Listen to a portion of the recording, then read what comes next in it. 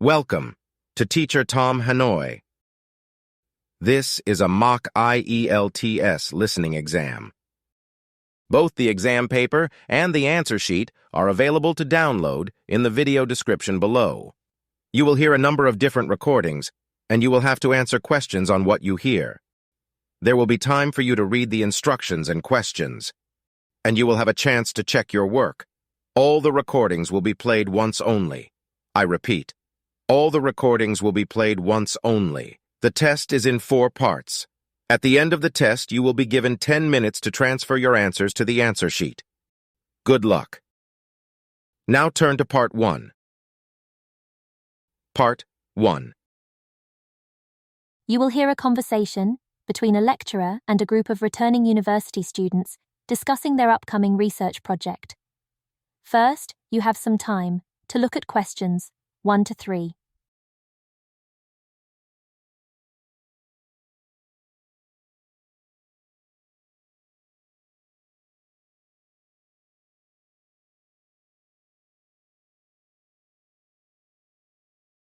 Now, listen carefully and answer questions 1 to 3.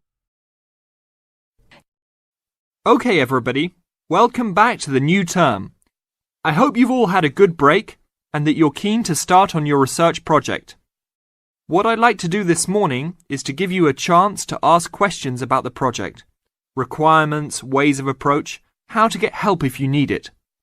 Today is informal. It may be already written on paper, but it's nice to have an opportunity to have it confirmed.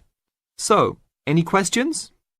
Dr. Archer, is there a confirmed due date yet to hand it in? Yes, I can now confirm that it's 16th of July, not 15th as first advised. Okay? And what about the word limit? Well, there is some flexibility on this, but in general it's 8 to 10,000 words. Ah, I see. And you can choose your topic, anything from years 2 and 3. Yes? I still can't work out what I want to do it on. In that case, you should see your course tutor to agree on your final topic, and you should also be aware that there is special assistance available at the library on library resources if you need help on that. Before you hear the rest of the conversation, you have some time to look at questions 4 to 6.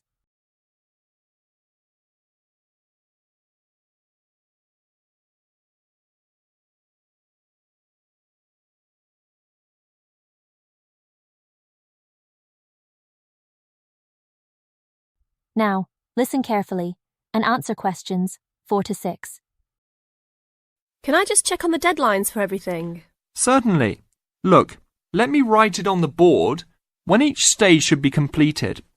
First of all, you've got to work on your basic project outline, and that's due in to your course tutor by 21st of February, which is only 2 weeks away, so you need to get cracking on that. Do we have to include a full reference list by then too? No. Your reference list is due on 6th of April, which is 1 week later, so you have time to discuss this with your tutor. And when should we be doing the research? Well, that's over a 1-month period, essentially April to May. And the write-up? Well, you need to do quite a bit of research before you get going on your writing, so that's really May to July, with the due date for handing in on the 16th. Any more questions? Before you hear the final part of the talk, you have some time to look at questions 7 to 10.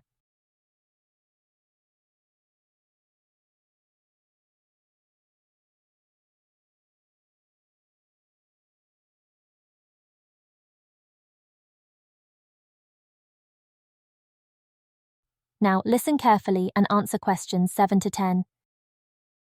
Well, sir, just some advice really. It's about the research approach. Would you advise us to use some case studies?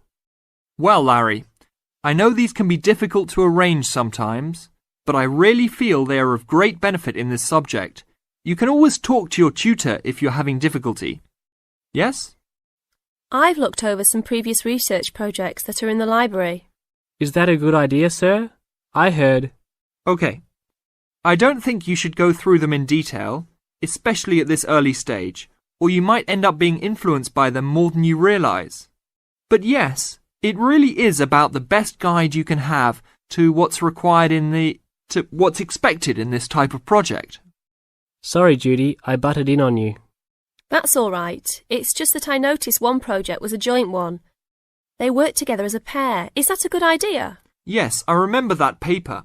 Working in a pair can have some advantages, but to be frank, this is meant to be an individual project, so it's best to work on your own. About using subjects, is it okay if we use family members? Your own relatives? I don't see why not.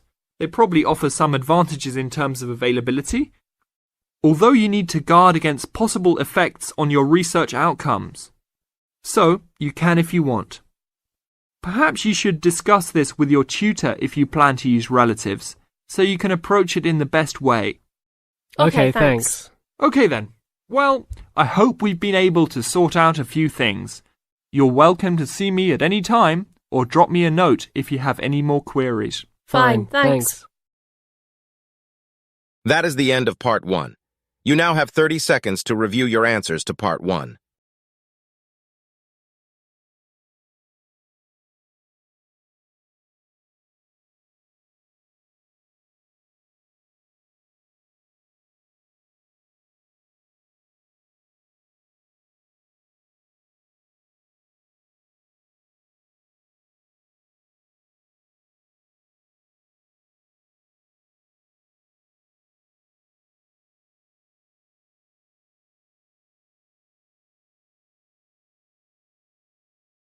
Now turn to Part 2. Part 2. You will hear two students and their tutor discussing a survey project. First, you have some time to look at questions 11 to 13.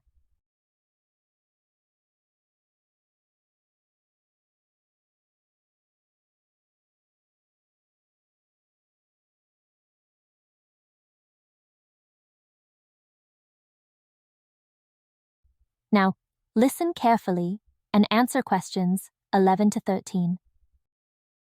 So, what's the survey about, Tom? It's about where students want to live and how they choose. Basically, their accommodation preferences.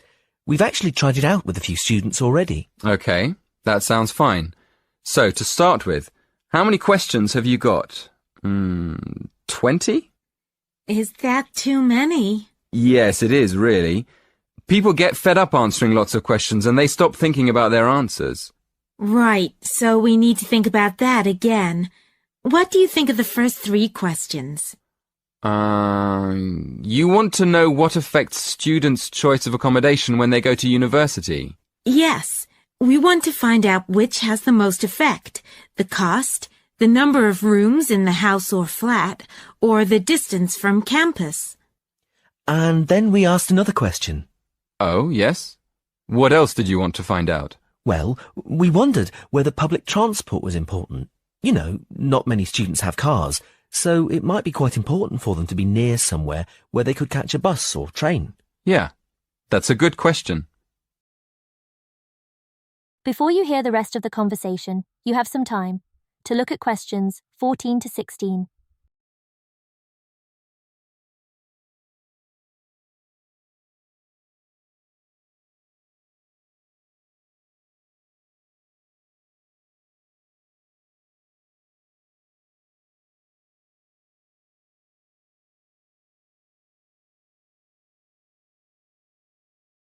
Now listen carefully and answer questions 14 to 16. Before you ask any more people, I've got a couple of suggestions for improving the questionnaire. First of all, I think you need to ask fewer questions. As I said, 20 is really too many. I'd cut it down to 10 if I were you. Okay, 10 questions only. And is there anything else you think we should do? Well, yes. Some of the questions are actually quite complicated. I think you should make them clearer. I think they should be easier to understand. And what do you think about asking more questions about cost? No, I don't think you need any more about cost, but you could ask a couple more questions about the reasons for students' decisions. So we should ask some more questions with why? Yes, I think you'd get quite a lot more information if you did that. Thank you.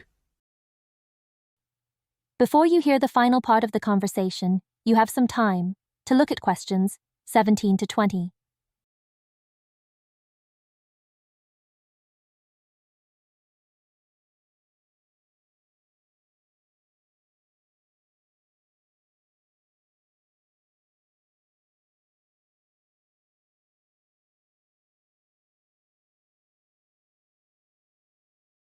Now listen carefully and answer questions 17 to 20.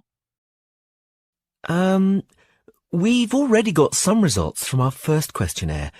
Do you think we could use them? I don't see why not. What have you found out so far?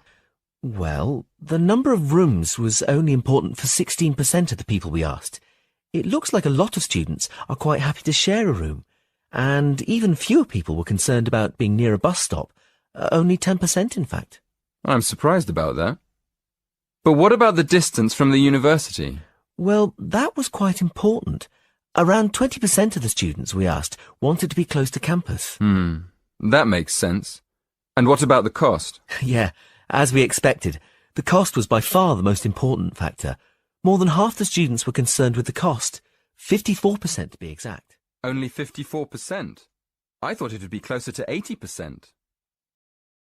That is the end of Part 2. You now have 30 seconds to review your answers to Part 2.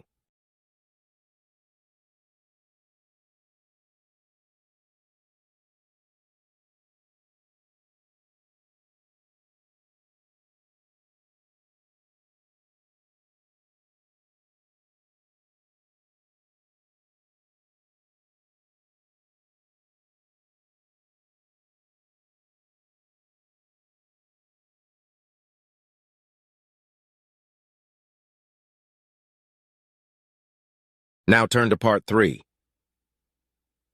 Part 3. You will hear a conversation between two students who are discussing a project that they're working on. First, you have some time to look at questions 21 to 27.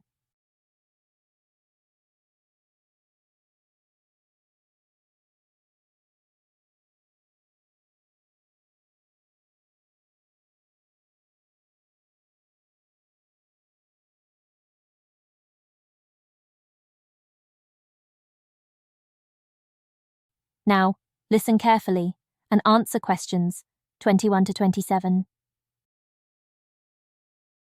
Hey Jess, glad you could make it. We've got a lot to discuss. Hi, Matt. Yes, sorry I'm a bit late. I did bring all my notes with me. Yes, me too. Where shall we start? Well, I think it would be a good idea to clarify our objectives just one more time. Yes, good idea.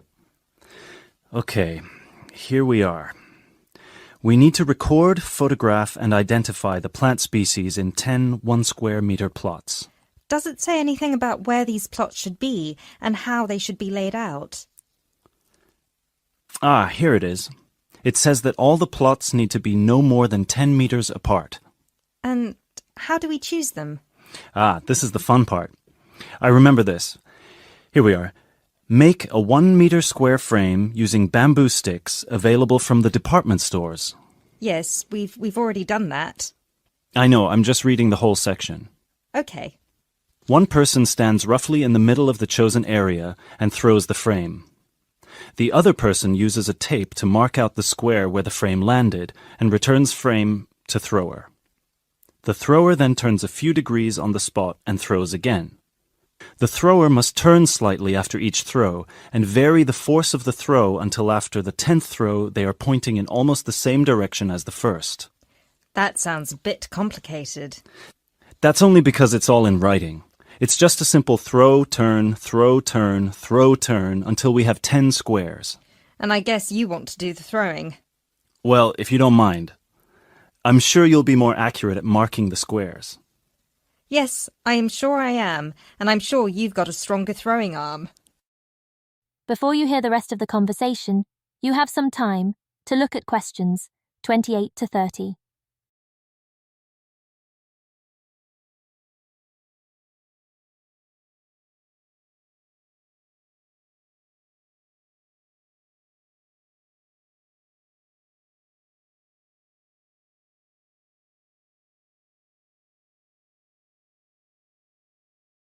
Now listen carefully and answer questions 28 to 30.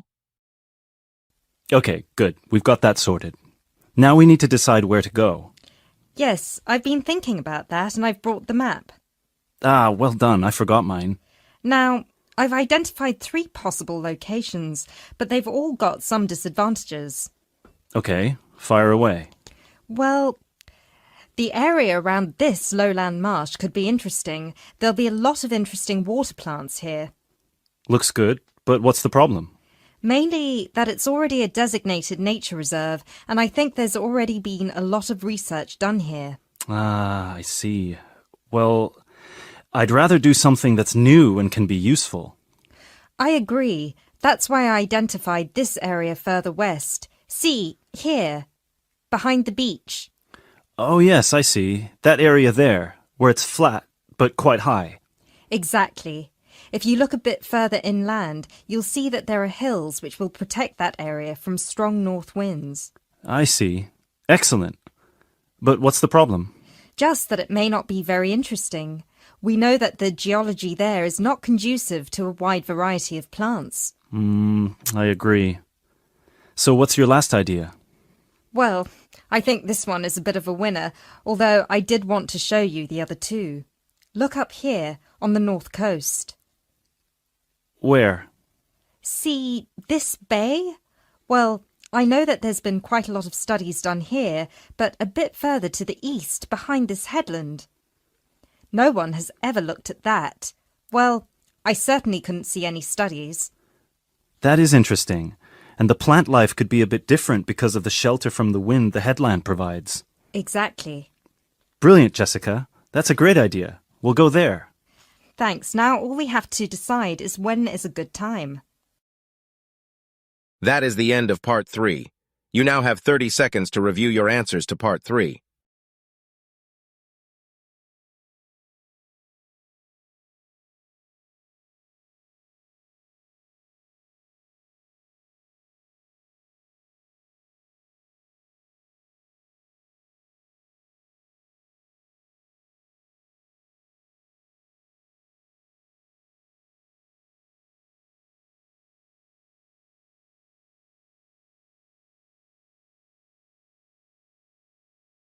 Now turn to Part 4.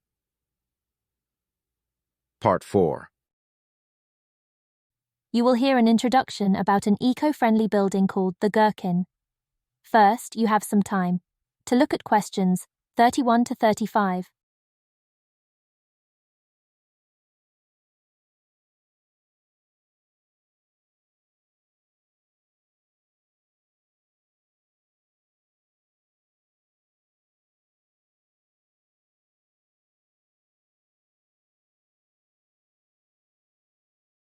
Now, listen carefully and answer questions 31 to 35. Today, I'd like to tell you about how UK architects are playing their part to address the issue of global warming. You have seen many of these iconic buildings while going about your everyday life, but you may not know how they are affecting your tomorrow. In 2003, construction was completed on the famous Swiss rebuilding, or more informally called the Gherkin, a true masterpiece commissioned by the law offices of Foster and Partners. This is not the first ambitious endeavour of the firm. They are renowned for their various philanthropic environmental efforts. The Gherkin, with its cut-and-edge green initiative and sharp design, is gaining recognition as an icon in modern architecture. You can pick it out of the London skyline by its unorthodox cigar shape. While its appearance is the obvious attribute at which to marvel, there is far more to this building than meets the eye. And let's face it, there's a lot about this building that meets the eye. The building helps reduce the city's carbon footprint in a number of ways. Just a quick note, in case you're not familiar with the term carbon footprint, get used to it. It's a buzzword you'll hear relentlessly to talk about reducing emissions. Think of it as the amount of harmful greenhouse gases that are given off into the environment by a single person, organization, or product. So going back to the Gherkin building, perhaps the most obvious as well as the most significant eco-friendly feature is the glass windows, which allow light to pass through the building, both reducing heating costs and brightening up the workspace. The ingenuity behind the various eco-friendly aspects of the Gherkin has seen its fair share of publicity both from serious and silly sources. In a recent April Fool's Day edition, one e-publication printed a story detailing plans to replace 50% of the current exterior with grass, which would not only make large steps in the name of sustainability, but also give the building the green hue that would truly earn it the nickname of the Gherkin. The only drawback is, as you may have guessed, that this story was an April Fool's Day joke and completely made up. Before you hear the rest of the talk, you have some time to look at questions 36 to 40.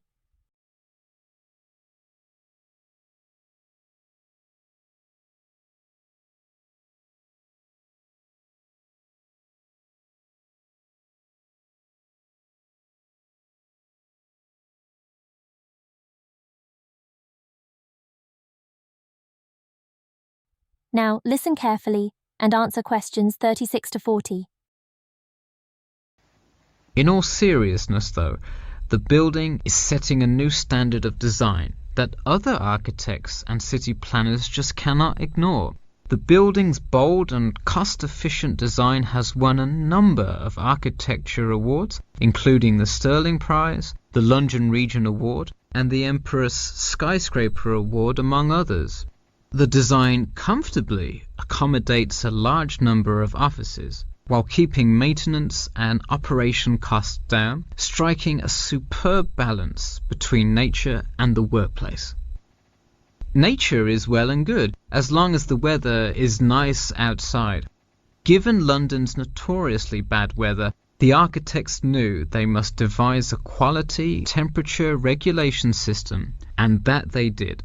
A special system designed to reduce the building's reliance on air conditioning was devised that cuts consumption in half compared to standard office buildings. There are atria that link each floor vertically to one another, forming spiraling spaces up the entire building. They serve not just as social common spaces, but also act as the building's lungs, distributing clean air from the opening panels in the facade through the entire building. The building isn't all business, though. It has its fair share of fun as well.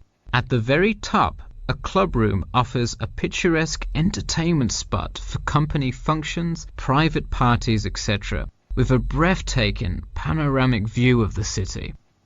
The creation of such an innovative structure has many wondering what the future of urban planning and architecture may be. Well, if the other projects currently commissioned by Foster & Partners are any indication, the entire city constructed with similarly eco-friendly buildings is not far in the distance.